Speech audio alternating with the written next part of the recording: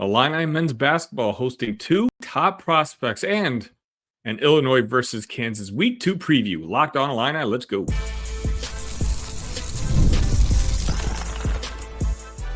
You are Locked On Illini, your daily podcast on the Illinois Fighting Illini. Part of the Locked On Podcast Network, your team every day. Welcome back to another episode of Locked On Illini. Thank you so much for making us your first listen every single day. A simple reminder, we are free and available on every single podcast and also on YouTube, part of the Locked On Podcast Network. My name is Sunny Verma. You can find me at IlliniCast. You can find me at the Sunny V. You can find me on Facebook and on Instagram. Just a reminder, we are the only place to find daily Illini content. That's right, every single day. And in return, I don't ask for anything except for a simple like and subscribe on this page. Today's episode is another fun one for you. We're going to be talking about a couple top prospects who are going to be visiting Champaign. It looks to be confirmed for one and almost confirmed for another. So we'll dig into that a little bit. And also, I'll give my final predictions and preview for the Week 2 matchup between the Illini and Kansas Jayhawks. Today's episode is brought to you by Game Time. Download the Game Time app, create an account, and use code LOCKEDONCollege for $20 off your first purchase.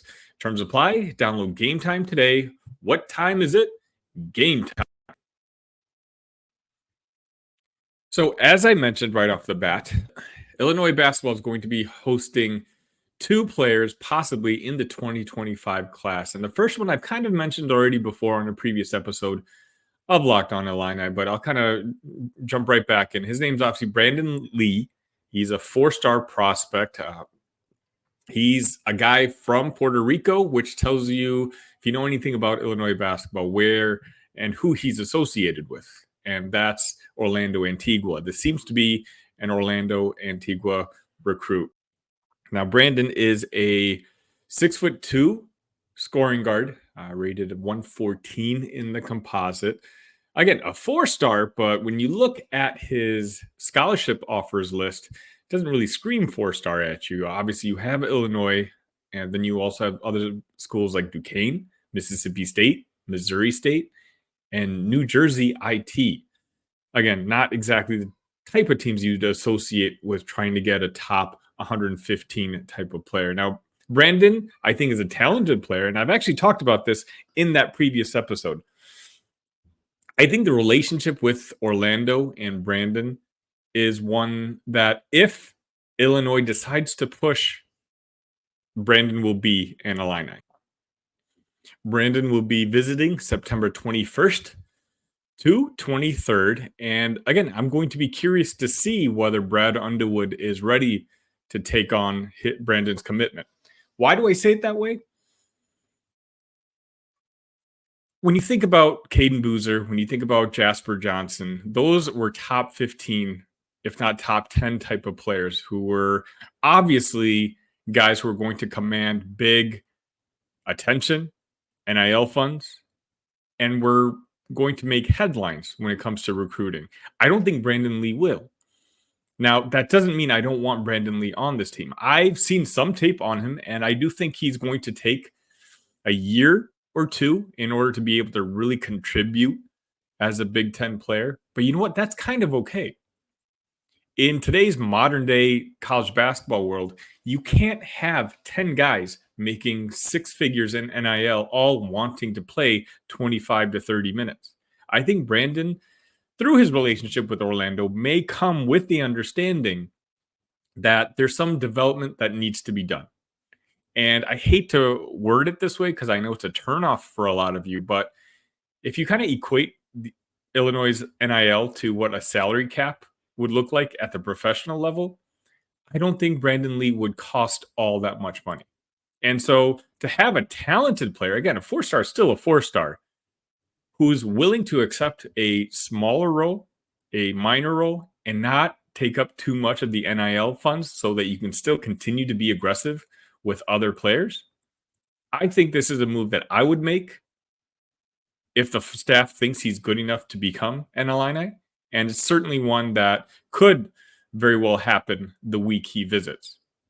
Now, the second kid that we're going to be apparently recruiting, and this is according to Ryan Evan Schroet, 200 columns, is a kid named Jacob Furphy. Now, I said Jacob Furphy, not Johnny Furphy, not to be confused by the other Australian kid who is a small forward for Kansas.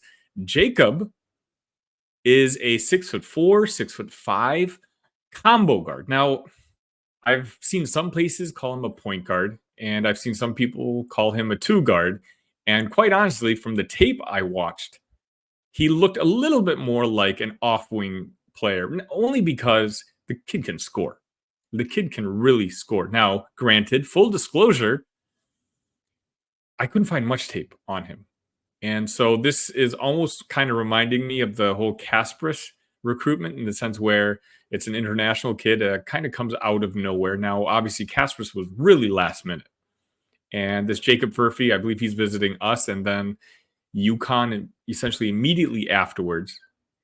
And so there's a little more time available before this commitment really comes to a resolution, at least from what I've heard. So right now, there's not a lot of tape on him, but a lot of the basketball people I trust are saying he's a very aggressive scorer with a very high IQ. It's a very smart basketball player, almost not too dissimilar to a guy like Kasparis. Now, Kasparis, I don't think is the killer mentality scorer that a lot of other people might think he is. I think Kasparis does like to be a distributor, but Jacob looks like he could be a player. And again, if UConn, the two-time back-to-back national champion, is into recruiting Jacob, that tells me that he can play. And that tells me that he's high IQ, as others have suggested. If you do a quick search on X, you can find some tweets from people who've already watched Jacob. Here's Sam Vicini. Had a great day at the Australian Under-20 Nationals. Best player I saw, Jacob Furphy, not related to Johnny. Just an absolute hooper, tough as hell, competitive winner, insane hoops IQ, super skilled. Felt the same way watching him that I did the first time I saw Jamie Jaquez in 2018. Now, Jamie was one heck of a college basketball player, so that is quite the strong endorsement. As I dig in a little bit more to Jacob, I'll be able to provide updates. Again, right now he's a lefty guard. I just don't feel comfortable classifying him as a point guard or a shooting guard yet. Most of the tape that you watch on him, if you find it on YouTube or, again, on any of the social medias, screams off guard to me. But maybe he is a one. Maybe, again, there's just not enough content out there for me to make a decision. But he seems like a player I would be very excited to try to get in the Illini fold. Obviously, Brad Underwood, Orlando Antigua, Jeff Alexander have had a lot of success when it comes to recruiting internationally. And I hope the Furphy camp recognizes that. Normally, when you're going up against a UConn or a Duke or a North Carolina or a Kansas, domestically, you're like, oh boy, this is going to be a tough fight. Now, this one will probably be a tough fight as well. Again, UConn is the two-time defending national champions. But when it comes to the international scene, I do think that Illinois is recognized as a brand that international players can perceive as a destination. I've joked around. That's why I think Kasparis and Will Riley this upcoming season are going to be under a microscope. Because if those two ultimately do end up having very positive experiences in Champaign, well, word is going to get around. And folks in Europe are going to be looking at the Illini more closely as a place to come to the United States and play college basketball. As I mentioned, I'll keep you guys updated on the Brandon Lee official visit, which is September 21 to 23, and also the Jacob Furphy, which I believe Ryan said was October 4th. Either way, two prospects who I would not mind at all come to see where the orange and blue win their time is ready.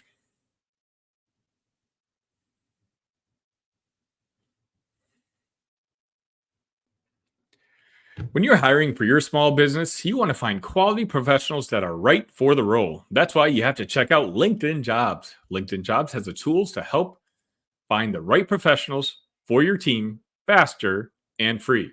LinkedIn isn't just a job board. LinkedIn helps you hire professionals you can't find anywhere else, even those who aren't actively searching for a new job, but might be open to the perfect role. In a given month, over 70% of LinkedIn users don't visit other job searching sites. So if you're not looking on LinkedIn, you're looking in the wrong place.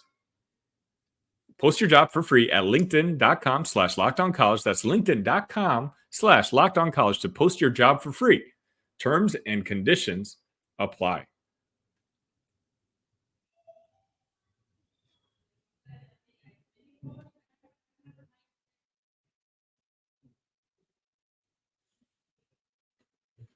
It's been a long time since I've sensed this sort of level of excitement for an Illini football game as we have for week two's matchup against Kansas in Champaign Saturday night. As I mentioned before, the game was pronounced as a sellout. First time we've sold out a game since 2016. It's a game that Illinois fans are really giving the opportunity for Bret Bielema and those guys on the field to prove it to them that their rabid support that they have for the basketball side is also warranted on the football. So, what's my prediction for this matchup? Now, if you watch the preview show, I obviously listed this Kansas game as a loss, but that was also before I saw how Illinois performed against Eastern Illinois in week one. Now, sure, it's Eastern Illinois, FCS, but you know what? Kansas played Lindenwood in their first game too. So it's not like either team is coming into this game really all that battle tested. But, you know, when you talk about Kansas football, obviously you're going to be talking Jalen Daniels and Devin Neal, the outstanding quarterback running back combo that Kansas has, and quite honestly, it's going to be a huge test for Aaron Henry and that defense to really play two dynamic talents like that. Now, again, Eastern Illinois didn't really offer much when they had the football, but Jalen Daniels and Devin Neal isn't just one level up. You're talking about taking like 2 or 3 levels up when it comes to trying to face those two on the football field. Obviously, those guys ate us up last year. If you recall, in game 2, Kansas at one point was up 34-7, I think, at the end of the third quarter. And then Illinois scored a couple touchdowns in the fourth quarter to make the score seem respectable. But most people remember watching that game because I believe it was in prime time and saw the debacle. And that's kind of what made a lot of people's minds about what that Illinois team looked like. Now, us Illinois fans who watched throughout the season know that the team did improve after that Kansas game. Game 2 was a time where Luke Altmaier was essentially our entire offense. He was our best quarterback, and he was being a quarterback behind a very poor offensive line. Basically, we didn't have the players in place yet for the offensive line to improve like they did later on in the season. And also, the running game just wasn't established. So Luke was not only our best passer, but he was also our best running back. And this was his second career game as a starter when it comes to college football. So he was overwhelmed. And honestly, while he played okay, I don't think it's the same football team that we're going to be putting out on the field on Saturday. Saturday's team's got a very solid offensive line, much better than the one a year ago. We have a potential breakout star in Caden Fagan, and the wide receiver room just came off a week where they had 8 guys catch a football. Luke showed some confidence and moxie, which he hasn't shown his entire career. We know Kansas is going to be able to put up points, but now I'm actually somewhat confident that Illinois might be able to go touchdown for touchdown with them.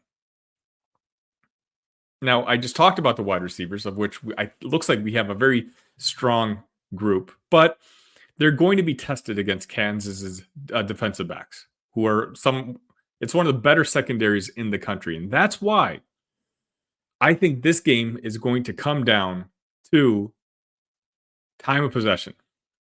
I think if Illinois can get up early and we can make Caden Fagan the focus of that offense, hand the ball off, and let him get 4, 5, 6 yards, wear down Kansas's defense, there's a chance we can come out with a victory.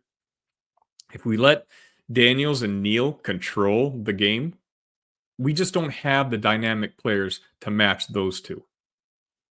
But we caused 4 turnovers in the first half of that Eastern game. If we can get 1 or 2 early on Saturday night, and we can go up a touchdown or 10 points,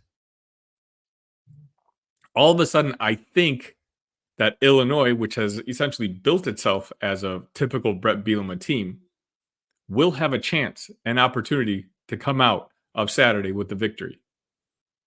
And what a victory it would be. I mean, you're talking about in front of a sold-out crowd. You'd potentially be selling out the week after. And then you'd have a big battle of probably undefeateds by then between Illinois and Nebraska. The excitement would be back in Champaign. And this time, on the football side. Basketball doesn't start for another 2 weeks. But if football can start generating excitement, the fans will come. I believe it.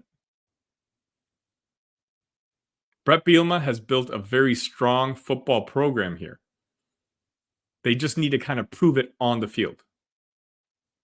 Am I going to be disheartened if Illinois loses to Kansas on Saturday? It probably depends on the way they lose. Last check, I think the spread was 6 or 6.5. Illinois needs to cover that spread. If it's another blowout like last year, I'm telling you, all that optimism, all that positive momentum that the fan base is showing for showing up this Saturday, a lot of it is going to be gone. If we look like we're outmatched by Kansas in the repeat matchup again, I think everyone's just going to roll their eyes and go, this is just the same old, same old.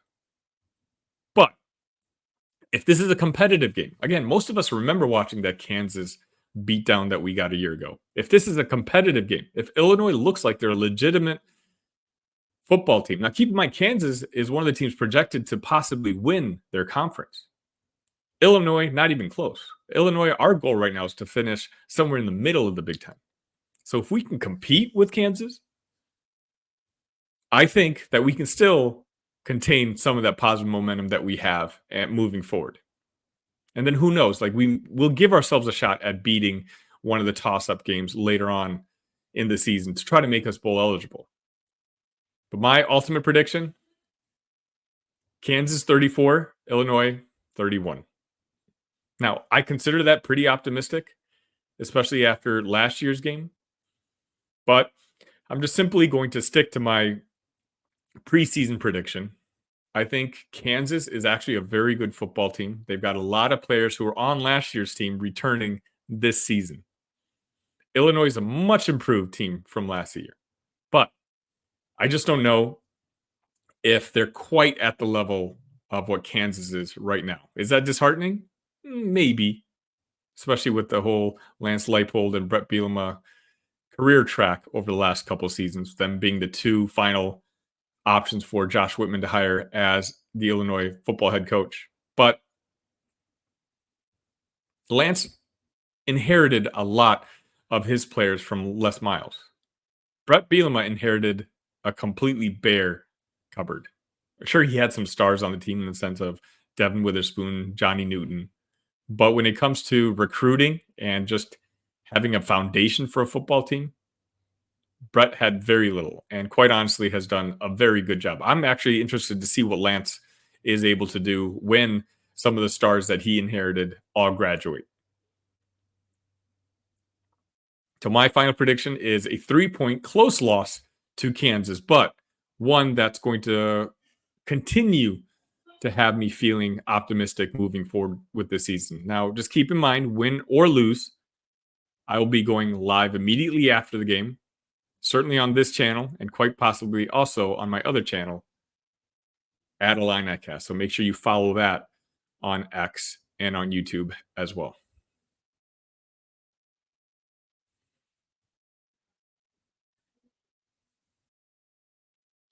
Illinois plays Saturday night, but most of the world is going to be watching Michigan and Texas on Saturday at 11 a.m. local time. And local is exactly what I am. I think I'm about 20 minutes away from RDK Stadium.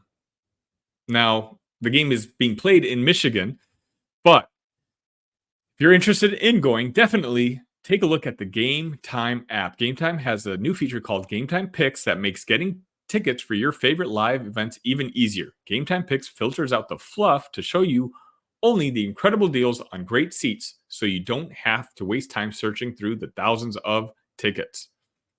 Game Time has all-in pricing. Toggling this feature shows the total upfront with no surprise fees at checkout. Just remember to turn on this feature. Take the guesswork out of buying tickets with Game Time. Download the Game Time app, create an account, and use code LOCKEDONCollege for $20 off your first purchase. Terms apply. Again, create an account and redeem code LOCKEDONCollege for $20 off. Download Game Time today. What time is it? Game time.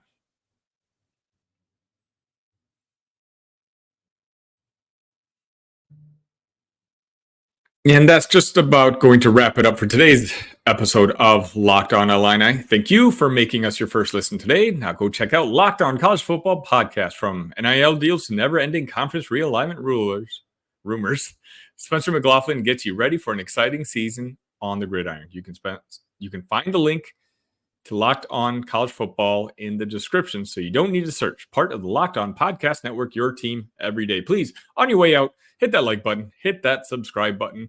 Costs you guys nothing and helps this channel grow immensely. We're so close to that magical 1,100 subscribers. Now, do a search for Illinois or Illini on YouTube and see how many channels out there have 1,100 subscribers. There's not many. I think there's only one.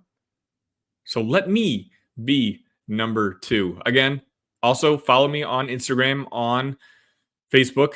Last week, I went live on Friday night with some of my favorite gambling picks for the weekend. And guess what? I went undefeated. That's probably never going to happen again. But again, it's a nice way for me to go back and forth with you live, have some interactions back and forth, and just get to know some of this community a little bit better. I hope you all enjoy your weekends. It's going to be a big game for the Illini against Kansas. If you're nearby Champaign, please try to go. Make sure you wear orange. It's an orange out. And really scream at the top of your lungs, because this team, I think, has the potential to be a very solid team, and they deserve your support. Speaking of, thank you for your support. I'll catch you in the post game. ILL, love you guys.